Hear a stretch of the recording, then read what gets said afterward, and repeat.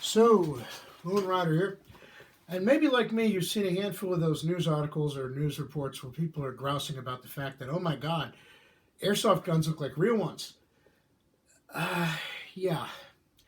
If you know anything about these, and this is an airsoft gun, not a real firearm, this is the KWA PTP Mark III.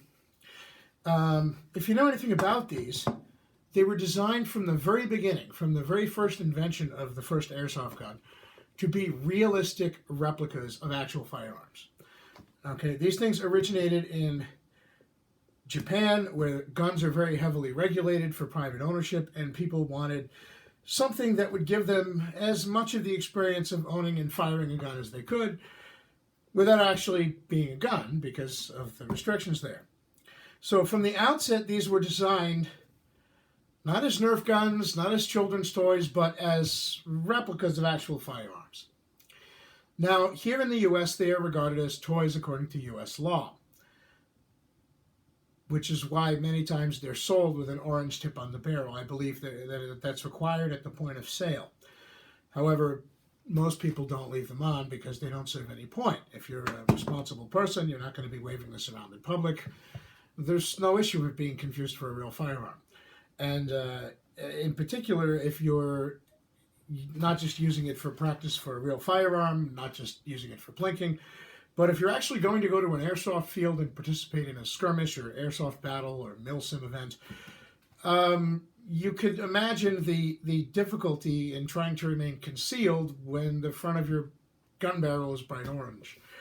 Yeah, somebody spots you right quick and game over. So these from the very beginning were designed to be as realistic as possible. You'll notice this particular one, there's no pellets in here, but just to give you an idea, there is gas.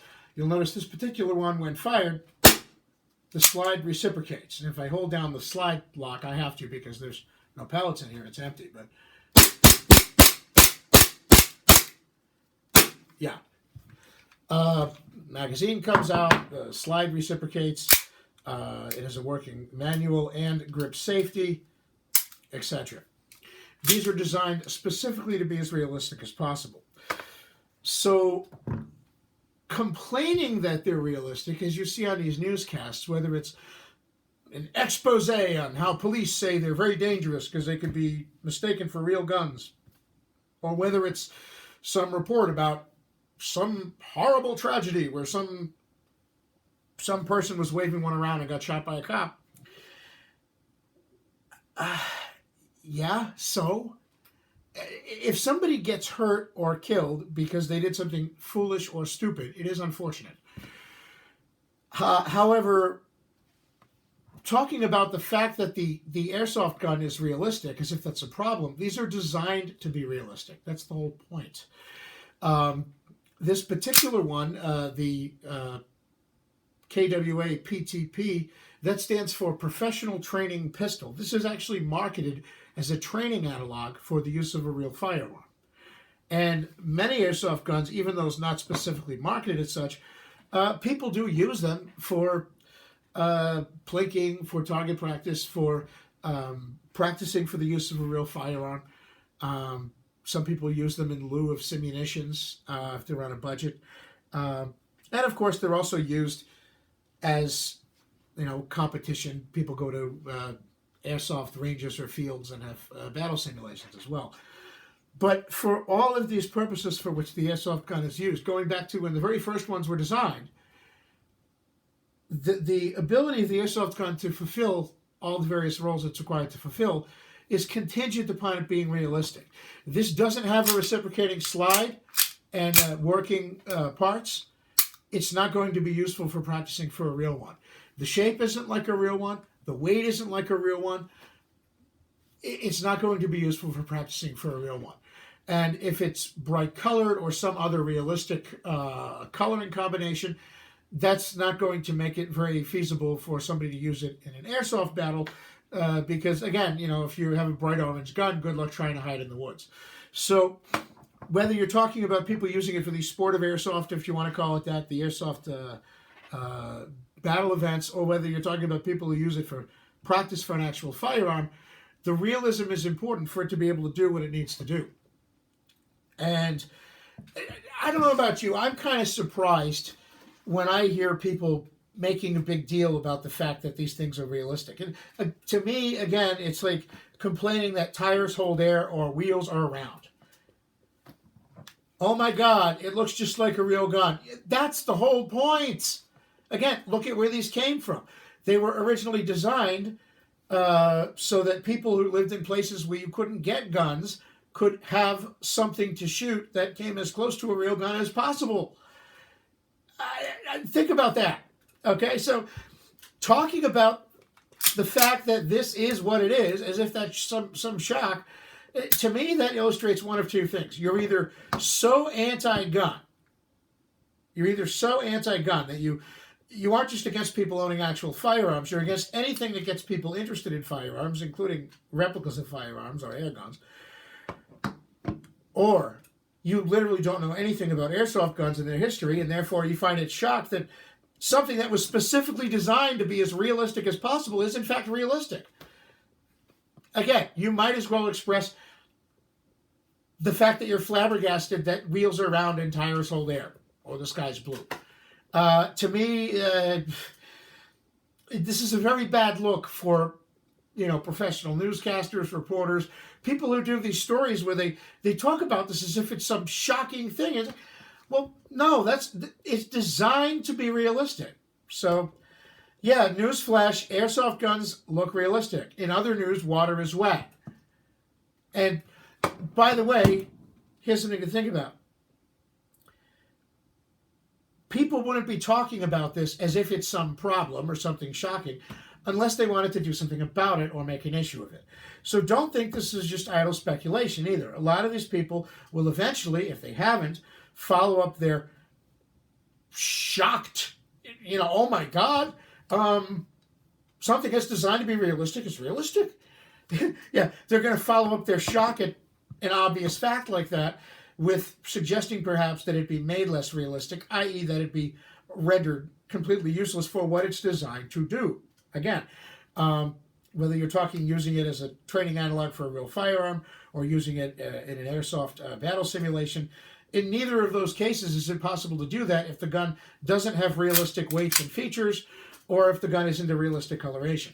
So, yeah, you can't really... If it's not realistic, it's not an airsoft gun. So when people propose restricting airsoft guns or restricting the realism of airsoft guns, what they're actually proposing is defining them out of existence. It might still be a gun that uses air to shoot a plastic pellet, but it's not a useful training analog and it's not useful for battle simulations. It's not an airsoft gun, in other words. And, if you're worried that somebody is going to take one of these and misuse it, either because they're some stupid kid that doesn't know any better, their parents didn't raise them right, and they're not being supervised, or because they're malicious and they're planning to use it to, brandish it like a real gun and try and rob somebody or something. Well, if you have a problem with people being foolish and malicious, then you have a problem with people being foolish and malicious, not with the fact that airsoft guns are airsoft guns, namely realistic replicas. And I understand it's easier to attack an object. And we see this with people going after real firearms as well, obviously. But I think while a lot of people are aware that there are some folks who are very anti-gun in this country, I think what the general public doesn't really understand is that many of the same people are also so anti-gun that they're actually against replicas as well. And how much of that is that they really are concerned about the extremely unlikely and low incidence event of somebody brandishing one and being shot by mistake, or how much are they really just engaged in a cultural war against firearms and anything that gets people interested in shooting. I honestly think that's part of it, especially when you consider the history of these, that they were invented so that people could have something to shoot in places where they couldn't have guns. So then it's I guess it's a logical escalation of, well, if you've already been attacking firearms, so I guess these are just next on the list then.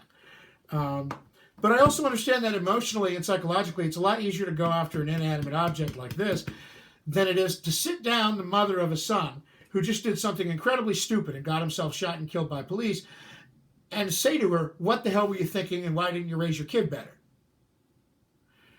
I understand nobody wants to do that. The problem is, if you're worried about the extremely rare and essentially statistically insignificant incidents of people brandishing these and being shot, whether youngsters, teenagers, oldsters, whatever, if that's what you're worried about, then you're talking about people who are either miscreants or young people who don't know any better, weren't taught right, and weren't supervised. As to the miscreants, they're going to be miscreants. As to the young people, well, there's some serious questions you then have to look at. You have to, if the kid is old enough to know better, why wasn't he taught better? And if the kid is not old enough to know better, then why wasn't he supervised? And again, this involves asking hard questions of the family of that dead kid. Nobody wants to do that. It's easier to go after an inanimate object. But it's not going to prevent the next incidents of stupidity because you're not addressing the problem, which is, what kind of home did that person come from? What were they taught? What's the lessons they're being inculcated with? What kind of parenting were the parents exercising? Are there even parents? Are there two parents? Is there one parent? Is that one parent a good parent? Are they an absentee parent? Are they a drug addict? Are they, maybe they really love their kid, but they're just inept? Maybe they don't care. They're out, scoring crack all the time. Maybe they're, they really do love their kid and they really care, but they can't be there to supervise them because they're working two jobs. These are uncomfortable questions nobody wants to ask a grieving mother of a dead child. But if your concern is somebody brandishing one of these and getting shot by police as a youngster, then that's what you should be doing, right? You should be sitting down rather than trying to make it an issue that a responsible person can have one of these. You should be sitting down that grieving mother, give her time, obviously, and asking her those hard questions, because that's the only thing that's going to get to the crux of preventing the next one. And again, these incidents aren't that commonplace anyway. There are thousands of people across the country who use these, whether as practice for real firearms, as informal target practice and plinking, or going to airsoft events. Thousands of people all over the country who use these. I don't hear thousands of stories every year of kids being shot for brandishing them. So you're gonna throw thousands of people and their interests under the bus in order to try and address a statistically insignificant problem that, while it's tragic, is extremely unlikely and probably won't even be solved by what you're doing, because you're doing everything except talking about what the real problem is. I'll give you a hint. The real problem isn't that airsoft guns are realistic. They're supposed to be. The real problem is that some people make bad life choices. But restricting this or making an issue out of what this is not going to prevent people from making bad life choices, right? And at the end of the day, again, if you are shocked that airsoft guns are realistic looking, are you also shocked by the fact that water is wet? I mean, seriously, or that tires hold air. Maybe if you're shocked by the fact that this is what it's supposed to be, you need to learn a little bit more about the subject before doing a news article or a news report on, local 7 News or whatever. And, again, frankly, they're designed, somebody who's going to sit there and be like, well, oh my God, this airsoft gun is so realistic, it could be mistaken for a real one. Yes, that's the point. It's supposed to be realistic. It's supposed to be as close to the real thing as possible. That's not a problem with the airsoft gun. That's not a defect with the airsoft gun. The airsoft gun, if it duplicates a firearm as close as it can without being an actual firearm, is doing exactly what it was designed to do from the very moment these things were invented. And if you have a problem with that, your problem is really the understanding of what an airsoft gun is and what it's supposed to do. And nobody wants people to get shot because they're doing something stupid. But again, if your problem is that you're worried about somebody doing something stupid with one of these, then you have to look elsewhere for solving that. Because not only do responsible people who own and use these things have nothing to do with those incidents, but going after those people and their property will do nothing to prevent those incidents. And at the end of the day, as far as airsoft guns being realistic, they're supposed to be. All right. This is supposed to be realistic. Just like a tire is supposed to hold air, just like water is wet. Lone Rider out.